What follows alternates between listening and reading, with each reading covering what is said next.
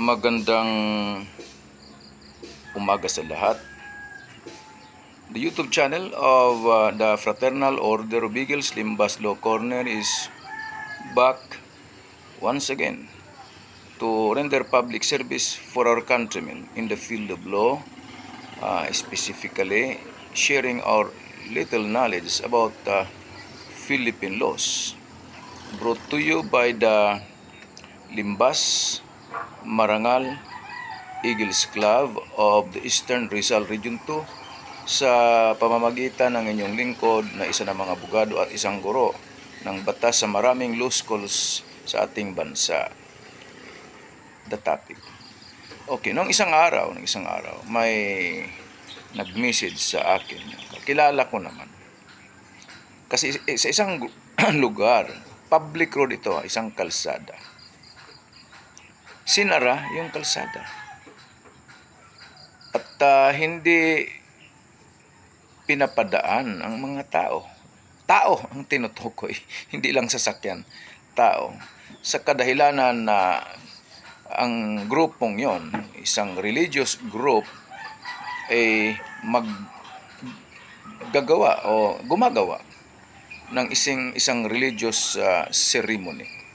At isara ang kalsada sa loob ng 6 hanggang 8 oras dahil sa kanilang religious activity.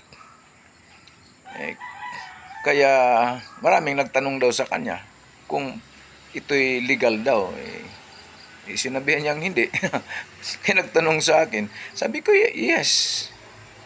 Ito'y isang unlawful practice ng isang religious group. Kung sino mang relihiyon yon, unlawful. Bakit? I-public road yun. Hindi nyo namang pag-aari yan. At wala kayong karapatan ayon sa batas na pigilin ng isang mamamayan o tao na dumaan dyan dahil lang sa inyong religious practice. Okay, now, isa pang tanong, maaari ba daw na magkakaroon ng criminal liability itong pumipigil sa mga tao na dadaan? Siyempre, yes.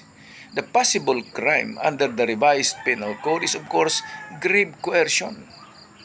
Okay, penalizing individuals or persons who prevents other individuals from performing a lawful act. Lawful act ba ang pagdaan sa kalsada? Yes, kalsada nga ng gobyerno yan. And of course, the prevention shall either be by violence, by threat, or intimidation.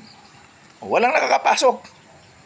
So ang mga tao dumaan na lang sa ibang kalsada dahil yung grupong relihiyoso na yon hindi ra pwedeng gamitin ng publiko ang kalsada for 6 to 6 hours. Mga sambayan ng Pilipino, meron naman tayong religious freedom naman. Ito'y guaranteed ng ating saligang batas, the 1987 Constitution. But take note, in the exercise of that religious freedom, we cannot exercise that freedom or right to the prejudice of the rights of other individuals. In this case, is there a prejudice on the right of other individuals? The answer, of course, is yes. The public has the right to enter, to use the public road. Pero sinarangan nila sa pangalan under the name of religious rights or activities.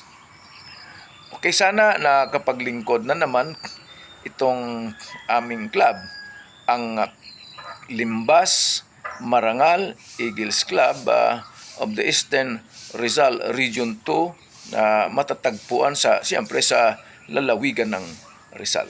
Maraming salamat sa lahat.